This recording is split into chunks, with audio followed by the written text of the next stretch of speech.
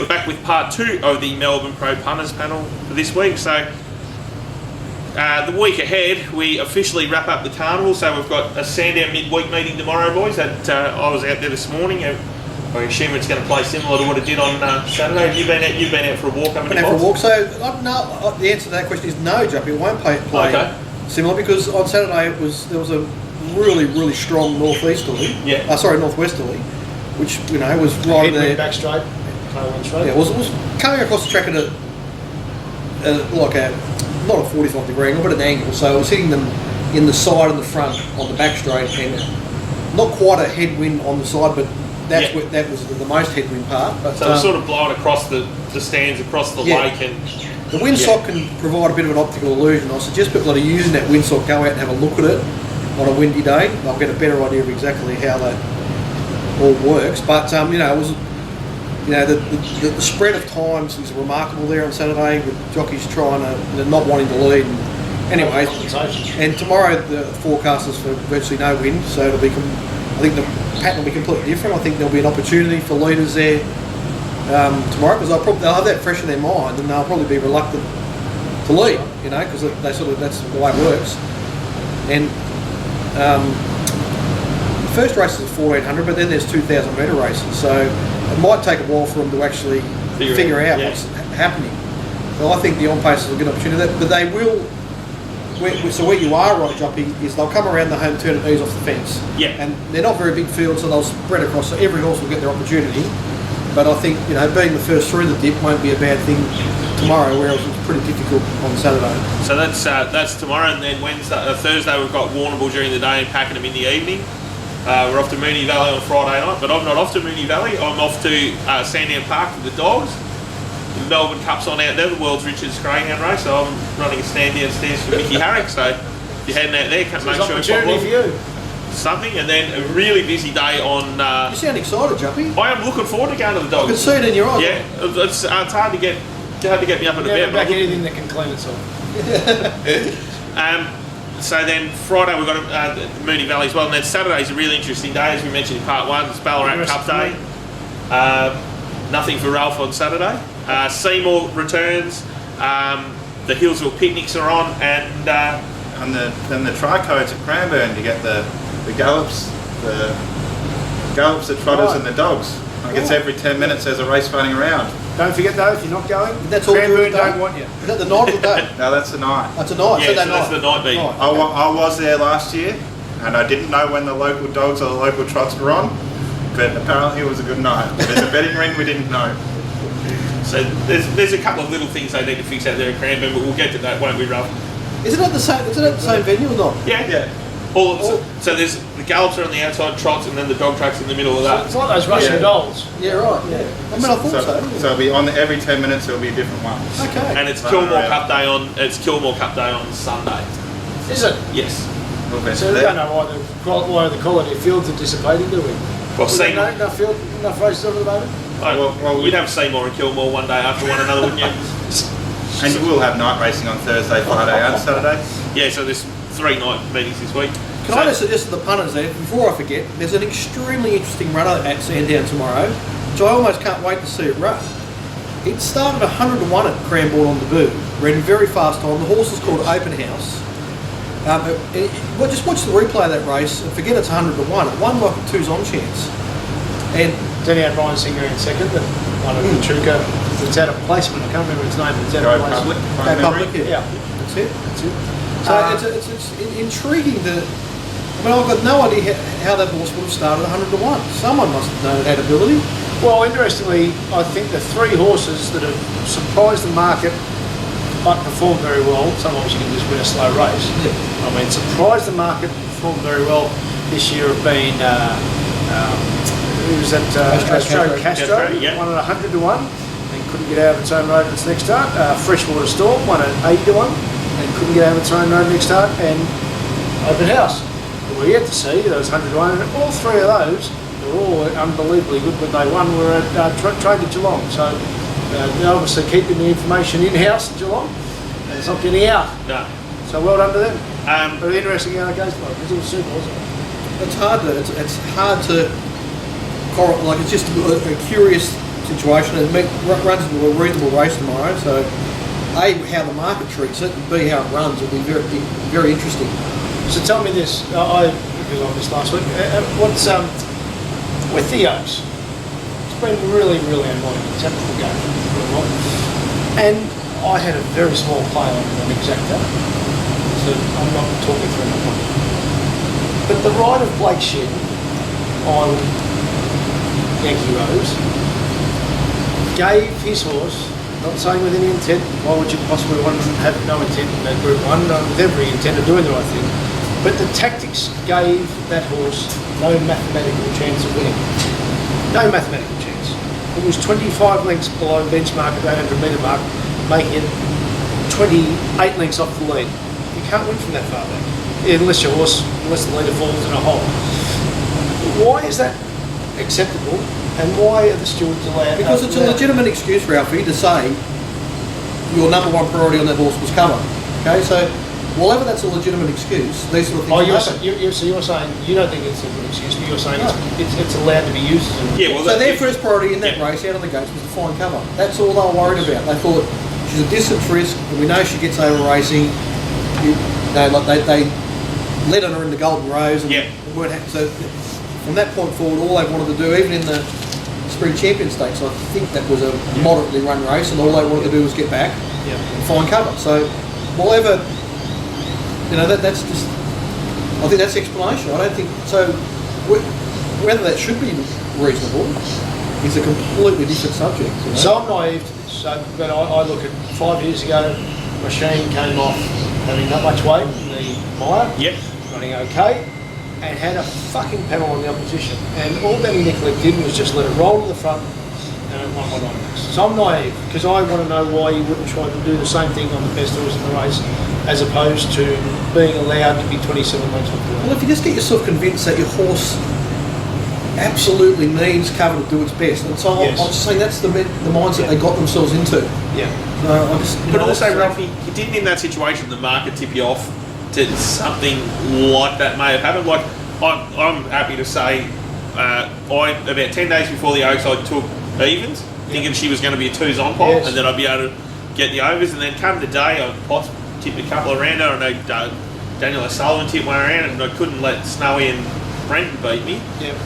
So I won on the race, but I sort of got the vibe without immersing myself in doing it and everything like that. I just thought, hang on, there's something just not quite right here. I need to sort of half bail out on this favourite, because I don't know whether she's here or not. And the market gave me that vibe. I think the market drift, Juppy, is all about one big team that have got a real. They target horses that are coming through a distance threshold from a fast run race. So from a fast 2,000 metre race in the Cox Plate to a 2,500 metre race that was likely to be below average. They almost don't have a price to them. They just lay them. And it's big. So doesn't that underline that stewards were duty bound to racing's customers, who are punters, that when the best horse in the race, clearly the best horse in the race, goes from $1.80 out to $2.80, and that the jockey then gives $2.80 on the fair, it's as much as $2.80. Not much, but there's a lot of races since then. I can't remember. Let's say 250. Exactly. Let's say 250. It was certainly well over $2. Exactly. And the jockey then gives it no mathematical chance of winning, unintentionally, but that's what his tactics were.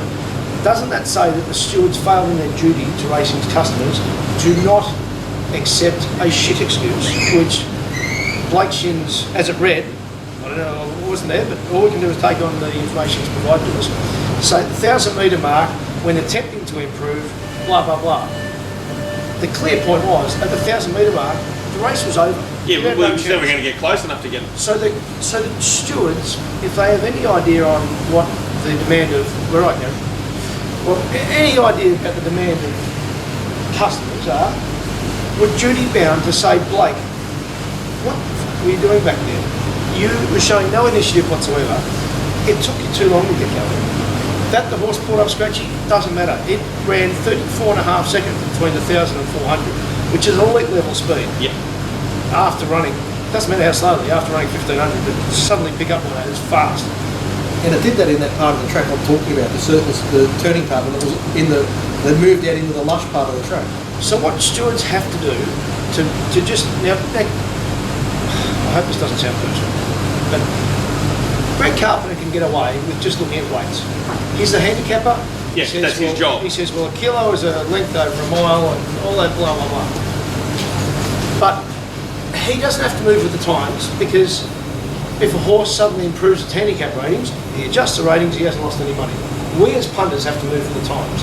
And the people who are stewards, who are there to protect the interest of customers, for us to remain customers, have to move with the times. On the same day as the Oaks, it's going to all be checked. Mahoney won. Mahoney's a fast horse. Yeah, right. So do form? No. Mahoney's a fast horse. When it got beaten the start before Mooney Valley, off a drift. It wasn't a fast horse. It wasn't a fast horse. Now, there's a bit of banter going on about Twitter that night, saying that Regan Bayliss took the horse's acid away, which is early speed. That is factually correct. That's not opinion. It's factually correct. He went as slow as he possibly could. And I said, you watch, the stewards won't ask one question, because on their one team grid, speed map is just an opinion, pre-race, their one team grid, they would have had it leading and it led, so no problems. Never mind that went 10 lengths below its circumference zone, towards capacity. Now, after, where I'm getting to with this, after it won on Oaks Day, ridden well by Regan, using the advantages that you said, did you hear what David Hayes and Regan Bayliss said? What would they say? They said, I got it wrong. And David said, Regan got it wrong, he went too slowly. And Regan said, I got it wrong, I stuffed up, I thought it was... So, I'm not saying there's conspiracy theories in the whole world, but I am saying that stewards should have grilled Regan Bayliss for going too slow, for our confidence. Because where it comes to confidence, it's not about putting everyone to the shithouse and suspending people. No.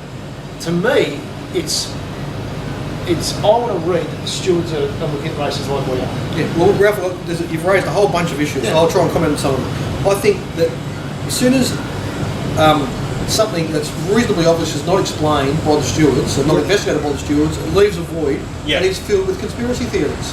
That's what happens. Thank you. There are thousands of punters, thousands of them, that back Yankee Rose on Oaks Day, were left with a bad taste in their mouth, and they filled the void of the lack of explanation from, you know, the stewards and connections and whatever else, with whatever theories they had. Now, with the Mahoney one, okay, the stewards didn't go into it. They should have. My view is, and they would have quickly found out, and I'm guessing, so I could be wrong, but if I'm here talking to Regan and David Hayes now, they were worried about the big weight at Mooney Valley, right? They let them think that's what happens to trainers. They lose their, they have a lot more intent when they have lighter weights. Yes. Right, they think we can use it, we can go, it's go time, let's go. So at Flemington, lighter weight, wide draw, track that was suitable for leaders, we're off for the prize. We're going to ride it like we stole it. Yep. Right? At Mooney Valley, big weight, we're just not sure, the track's sort of a bit off the rails, so they talked themselves into not using the horse's strength. So if it's properly dealt with, that would have got explained and everyone would have let it go. But because it wasn't explained, that void gets replaced with all sorts of theories. And like I can remember, on that night, I was talking to a friend of the show, Trevor Lawson, and he'd marked Mahoney quite short. I didn't do the race, but I thought, wow, this horse is getting out to a ridiculous price. I'll have something on it. And I think at that stage it might have been 480. Next thing I know, it was 650. Do you know what I mean? So like the market was telling you that the market had guessed that there was going to be no intent on this horse. So anyway. But and this is where, and it really does my head in, that stewards then say, oh, didn't perform to market expectations or perform to market expectations, and then they, you know, Pat Bartley will write a nice article about the stewards in the data room and all that type of stuff. This is my point, exactly what you're saying, that both with Yankee Rose's drift and Mahoney's drift to Mooney Valley, the market knew they were going to ride Yankee Rose negatively, and the market knew they weren't going to use Mahoney's speed.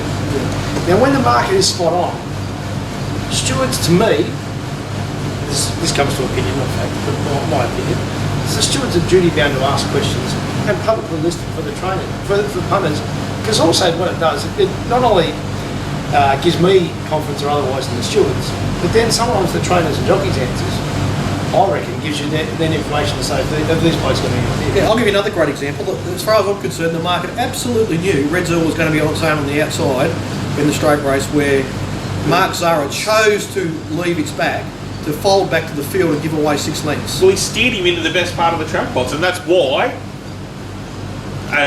DK Weir, there was another Group 1 there that day. The spray that Weir gave Zara when he came back to scale after that race. Oh, it was the best Group 1 of the week at Flemington. The cook he gave him there, Well, yeah. and rightly so, because he steered him into the best part of the track. Like, as everyone knows, like. But Jumpy, see, that's Terra Vista okay. and Zara in that race On with its the two own, ropes. Mark Zara can say why he did it, right? Yeah. But the problem is, as Ralph's pointing out, is Redzel went up $11 in that race, so that's what the market was at the start. The only thing that stopped it shortening was the jump. Yeah. Okay, if it had, It'd still be short an hour if it hadn't jumped yet. Exactly. The market just said, particularly late, Hellbent won't be winning this race. Redzel will be winning this race, and if Terra Vista's there, he's a real chance. Terra Vista's a bit of a, it could be a knockout hope. Yeah. So we've made our point, but because you've actually segued beautifully into another point from a few lessons from Cup Week off that race. So we made a point about the stewards. Please start improving, and if you want to ring us, we're available because we want the best information. You don't even need to ring me. I'm there. Exactly right, and I probably won't see it. That's different because I don't like people. Red Zell. I want a hat tip to a bloke who taught me a lot, and you've mentioned him very generously, and I love the fact that this tends to be a bit of an open forum, but Mark Lambourne. So on Oaks Day, 1,000 metre horses, 1,000 metre races. Red Zell's a 1,000 metre horse, and now the two. All his profile says he's 1,100 metre horse. All of his previous wins were 1,100. Red Zell? Yeah. I was very fast at 4. That was 1,100 metre racer. But I understand the point you're making. The point you're making is absolutely valid. Speed. Yeah. Same day, and I think you guys mentioned it last week, or back over about the Squiddy Yep. 2400 race. 2400. Oh, well done, Nathan. And well done, Nathan. And then last week, Sandown, one of my favourite bills of Mark's is what a horse does first up. Tells us what it's going to do for the prep. So Turn It Around, which was savage but did have a tough run on a fast race on Melbourne Cup Day, but also Silence Edition. They were both super first up. Bit down, but then rebounded hard, and I just think it's one of those things I find endlessly fascinating about racing, and those type of little nuggets, the type of things you should always park to one side and keep them in the. They're very good points. It's very easy to get thrown off by the second up run. Oh, 100%. No, I'm not saying that Turn It Around was bad second up, but there were better runs in that race. So he had no opportunity. He was going to put in a terrible spot. But and then with Hugh Bowman going on, in hindsight, I'm just so filthy on myself. So from that Cup Day failure in quotation marks, who's the winner? Gay's horse, Luke Nolan Rover. Fabrizio. Is it the Group 1 horse to come Yes, out of the car? it is. Yeah. Or his Speed. Is another one. There's a couple of things that I'll be He's taking. got a racing pattern that'll probably win Group 1s. Yeah. But he's not really going to be a great horse for punters. He's Oh, no, probably gonna hey, don't worry. I'll be taking this. Like, I'd only got back to Sprite. yet. The thing about Fabrizio, Right, yeah, he was another good winner. she's a nice filly. She had a lot of momentum she used up there, so interesting with her. But Fabrizio, I would agree, is the most likely Group 1 winner coming Group 1 winner. Because he races on pace, and he's several times now produced incredible figures of sustained speed. Well, there's a couple of things that I'll be taking out of the spring. The difference between the best of Blake Shin and sort of some of the more ordinary Blake Shin is probably more than any other top bracket jockey in the country, I think. Some of the stuff that he did during the carnival was spectacular, and some of it was just truly awful. So he could be the next one in line for the hashtag Good Blake, Bad Blake, Bad Blake. Oh, definitely.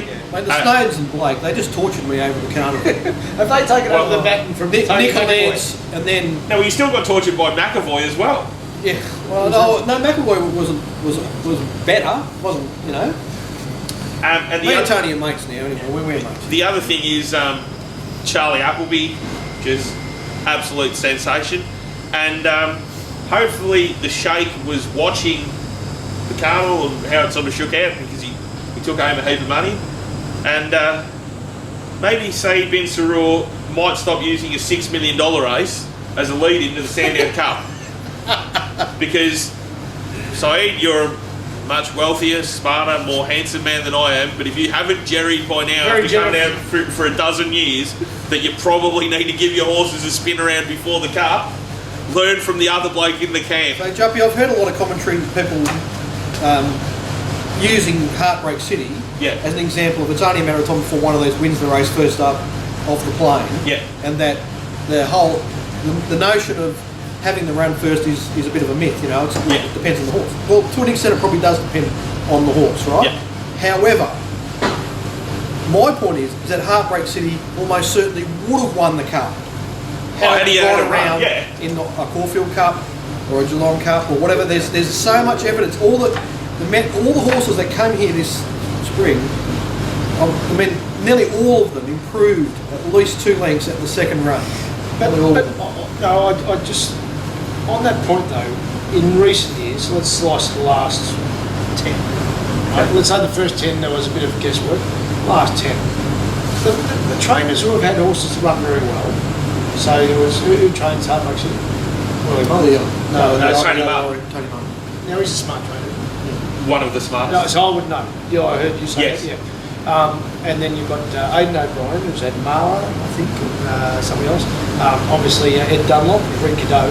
Yeah. But my argument is that I think you have to give them the credit to say that they're horsemen that they are, and that they're choosing, those blokes are choosing the right, are saying that my horse is suited to doing this first time. Well, they think it is, Ralphie, right? The problem is, none of them have got any history with the length of flight that it is to come here. Okay, so all I'm saying is that... No, you're saying the statistics, which are 100% Yeah, right. I'm just saying that all these horses, once that they go really well first up, and they improve second up. But also the eyes backed up with the facts we're telling you, weren't they? Like, you looked at all these Godolphin horses, especially the Charlie Appleby ones. He's had 10 runners for 5 winners and taken home a fortune. With, let's face it, probably the B set from what was... I don't think there's anything to be about Francis Season. Correct, but the thing is, I think before they brought him out here, he would have been classed in the B set. So here's my point, Ralphie. Yeah. If Friends of Assisi runs first up in the Melbourne Cup, based on what he did at Bendigo, Yes. he runs midfield. Yeah. If he does it, if he has that run and then runs in the Cup rather than the Queen Elizabeth, he's competitive. That run gives them something that allows them to really improve. I mean, Oceanographer went through the roof from Geelong to Flemington. There's one little less information on it. The last 200 metres was unbelievable. When he won on Derby Day. So, yeah.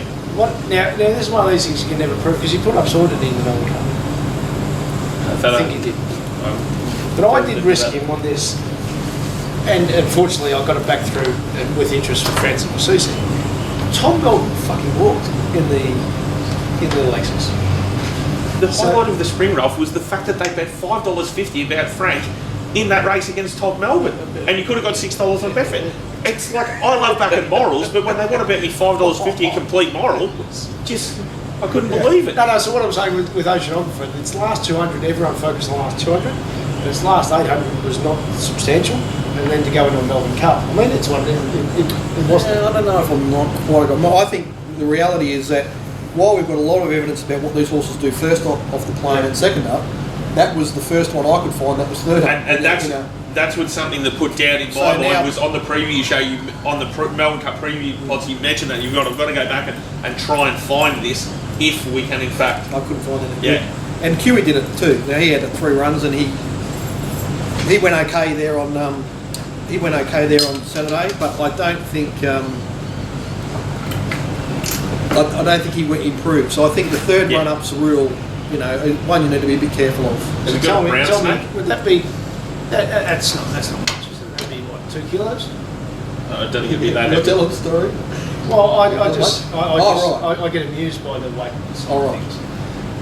You're a little bit of a skeptic. I'm a bit of a savage weight skeptic. So according to handicap ratings, if Al Mandan had about 2 kilos more, Heartbreak City would have beaten by 4 lengths.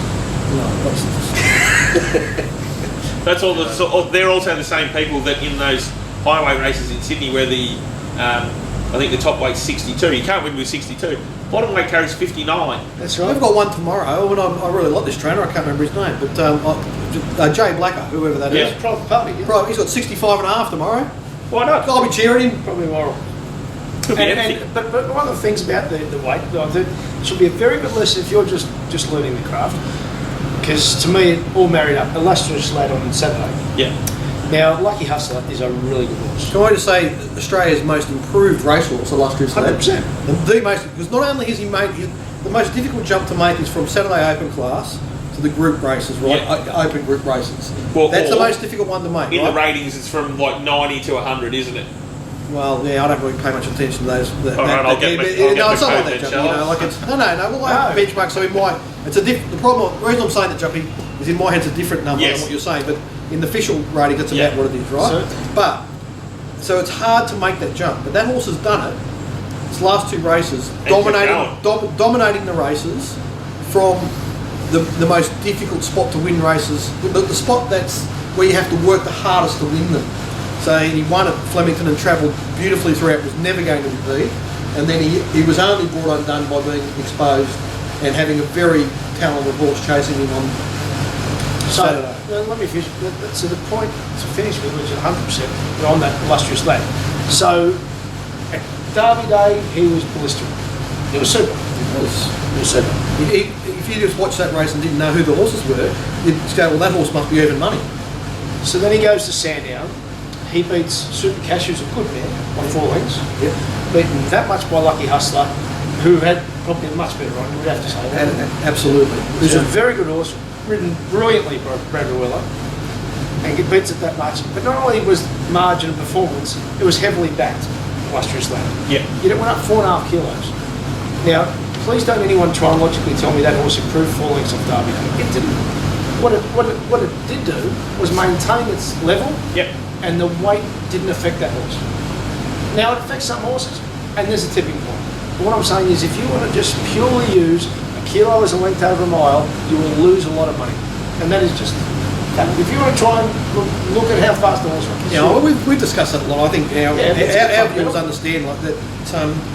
If you want to be successful, What do you think? hunting, you have to understand all the other dynamics of a race first. There's no doubt. Well, what I see is what a horse is meant to be a 500 kilo animal. Yeah. We're comparing 55 kilos to 56. As a percentage of 500 kilos, it's not a lot. Yeah. Speaking of Lucky Hustler, Yes. there's a $14 million race day coming up at the Gold Coast where he won last year. I assume we'll be targeting him from there. He might nearly be a moral up there. Well, because he's backing down, and Husson Eagle Another one. will be on target. But I mean, this is probably if you're taking futures into that track. Husson Eagle from barrier 3, probably Moral from barrier 16, probably 15. It might be a 15-1 Still moral. right up there. It's about just being in position on the home That's turn what I meant, yeah, right. with momentum. But geez, it would take a very good horse to beat Lucky Hustler at the Gold Coast. And here's a bit of homework for you boys to keep an eye out. Not this Saturday, the following Saturday is the big sprint race over there in Perth. There's a Perth horse over there, Stateside, something I think it's called. He's won 6 of 7. Terra Vista's going over for it. There's a couple of other Melbourne sprinters going over for it, so it should be a cracking race. Terra Vista is back in town. The boys are hoping so, and really? my kick would. Very nice. Hopefully, I can win some money in between now and then. I might be able to get on the plane and go to Perth. I think is it Red Kirk Warrior going over there probably in the railway. Yeah. No, the railway's this week. It can't be the railway. Is railway this week? Yeah. Okay. Oh wow, that's Yeah. So anyway. I mean, he's a good. Yeah, Regeese is going. There is the good local over there. The favourite in the Grant Williams trains it. Perfect Response or something. Yeah. Weary had it for a couple of months. It's flying. There you go. That'll just about do us for this week, James. Thanks for joining Johnny. us. Pods, Thanks, Ralphie. Thanks, James. Good on you, mate. Very good. Beautiful Ralphie, boys. We'll be Jumpy. back this time next week to do it all then. So make sure there'll be daily specials, I assume, during the week. Chip away. But Get pots of stuff on Saturday because I certainly won't. Getting my own, that is. you'll be able to see Ralphie out and about on Saturday now that he's not doing that. He certainly won't be wasting his time watching the Australian cricket I, team. mean, I like these one-off provincial standalone meetings. They're tracks that we know pretty well and can usually work out, and I think we've got a bit of an edge there. So Speaking of tracks that I know and can work out, come and find me at Sandown Dogs on Friday night. Good luck.